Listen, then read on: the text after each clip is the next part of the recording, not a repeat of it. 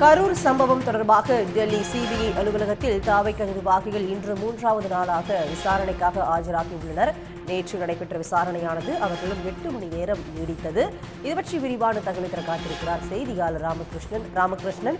இன்று 3வது நாளாக தாவைக்க நிர்வாகிகள் சிபிஐ அலுவலகத்தில் விசாரணைக்காக ஆஜராகி இருக்கின்றனர்.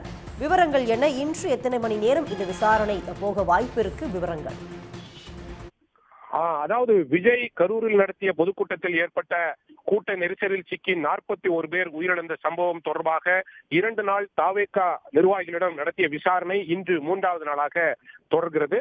3வது நாள் விசாரணைக்காக தலைநகர் டெல்லியில் இருக்கின்ற சிபிஐ தலைமை அலுவலகத்திற்குள் தாவேகா கட்சியினுடைய மூத்த நிர்வாகிகளான புஷி ஆனந்த், ஆதவ் அர்ஜுன் மற்றும் நிர்மல்குமார் ஆகியோர் சற்று முன்பு வந்திருக்கிறார்கள். விசாரணை என்பது சரியாக 11 மணிக்கு துவங்கி இருக்கிறது. விசாரணை அதிகாரியாக இருக்கின்ற சுனில்குமார் தலைமையிலான சிபிஐ அதிகாரிகள் தான் இந்த விசாரணையை தொடர்ந்து நடத்துகிறார்கள். 2 நாள் விசாரணை என்பது நடைபெற்று முடிந்திருக்கிறது. குறிப்பாக முதல் நாள் விசாரணை என்பது காலை 11 மணிக்கு துவங்கி 7 மணி வரை நடைபெற்றது. அதே போன்று நேற்றைய தினம் 2வது நாள் விசாரணையும் காலையில் 11 மணிக்கு துவங்கி சுமார் 8 மணி நேரம், அதாவது 7 மணி வரை நீடித்தது. அந்த விசாரணையில அந்த மாவட்டத்தின் கரூர் மாவட்டத்தினுடைய ஆட்சியரும் கலந்து கொண்டார். அதே போன்று எஸ்பி மற்றும் அந்த விசாரணை அதிகாரிகளும் போலீஸ் அதிகாரிகளும் இந்த விசாரணையின் போது கலந்து கொண்டிருக்கிறார்கள்.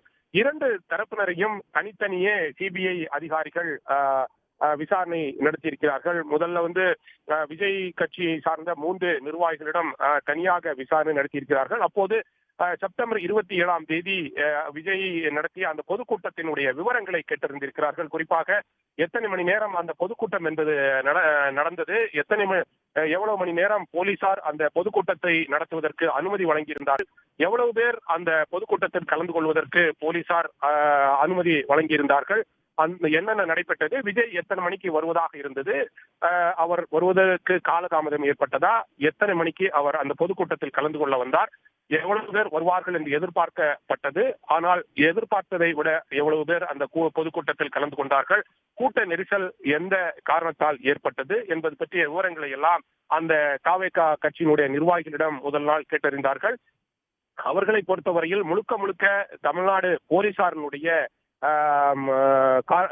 போலீசாரினுடைய பாதுகாப்பு இன்மை காரணமாகத்தான் இந்த சம்பவம் என்பது நடைபெற்றது. 41 பேர் பலியாயிருக்கிறார்கள் என்று முழுக்க தமிழ்நாடு போலீசார் மீதுதான் புகார்களை சிபிஐ அதிகாரிகளிடம் தெரிவித்தார்கள். குறிப்பாக அன்றைய தினம் நடைபெற்ற அந்த பொதுக்கூட்டத்தில் திடீரென்று ஒரு கூட்ட நெரிசல் ஏற்பட்டது, தற்செயலாக நடத்தப்பட்டதல்ல, ஏற்கனவே திட்டமிட்டு நடத்தப்பட்டது என்று அவர்கள் தெரிவித்திருந்தார்கள்.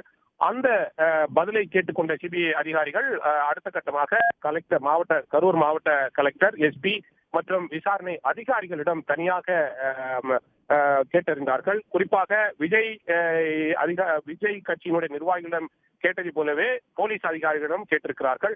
விஜயினுடைய கட்சியினுடைய அந்த பொதுக்கூட்டம் கரூரில் நடத்துவதற்கு அந்த இடம் எதற்காக தேர்வு செய்யப்பட்டு அனுமதி வழங்கப்பட்டது, எவ்வளவு பேர் கலந்து கொள்வதற்காக இந்த அனுமதி வழங்கப்பட்டது, அனுமதி வழங்கப்பட்டதை விடவும் அதிகமாக எவ்வளவு பேர் வந்திருந்தார்கள், ஏன் கூட்ட நெரிசலை குறைப்பதற்கு போலீசார் நடவடிக்கைகள் எடுக்கவில்லை என்பது போன்ற பல்வேறு கேள்விகளை அவர்கள் எழுப்பியிருக்கிறார்கள் அந்த கரூர் மாவட்ட ஆட்சியர் மற்றும் எஸ்பி உள்ளிட்டவரிடம்.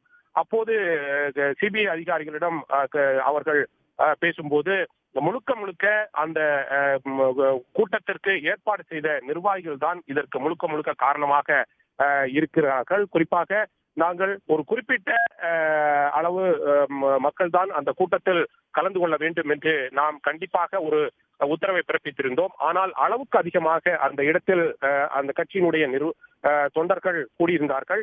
விஜயை பார்ப்பதற்கு அதிகமாக கூட்டம் நெரிசல் ஏற்பட்டது. காலை 11 மணியிலிருந்தே அந்த இடத்தில் அதிகமான தொண்டர்கள் வர தொடங்கினார்கள். விஜய் வருவதற்கு நிர்ணயிக்கப்பட்ட அந்த நேரத்தை விடவும் கூடுதலாக அவர் வருவதற்கு நேரத்தை எடுத்துக்கொண்டார். இதன் காரணமாகத்தான் அந்த இடத்தில் கூட்ட நெரிசல் என்பது ஏற்பட்டிருக்கிறது.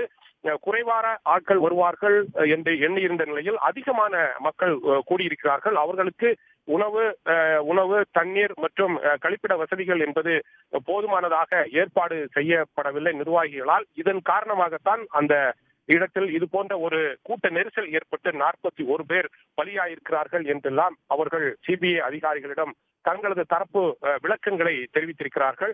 2 நாட்களும் இது போன்றுதான் இந்த விசாரணை என்பது நடைபெற்றிருக்கிறது. இது மட்டுமல்லாமல் 2 தரப்பினரிடமே சிடி உள்ளிட்ட புகைப்படங்கள் மற்றும் வீடியோக்கள் எடுக்கப்பட்ட அந்த ஆவணங்களையும் அவர்கள் 2 தரப்பினருமே சிபிஐ அதிகாரிகளிடம் கொடுத்திருக்கிறார்கள். அந்த 2 ஆவணங்களின் அடிப்படையில் இன்றைக்கு 3வது நாள் விசாரணையை சிபிஐ அதிகாரிகள் நடத்தியிருக்கிறார்கள். இன்றைய தினம் நடைபெறும் விசாரணை என்பது மிகவும் முக்கியத்துவம் வாய்ந்ததாக கருதப்படுகிறது. 2 தரப்பினருமே ஏற்கனவே கேட்கப்பட்ட பல்வேறு கேள்விகளுக்கு அவர்கள் பதிலளித்திருக்கிறார்கள்.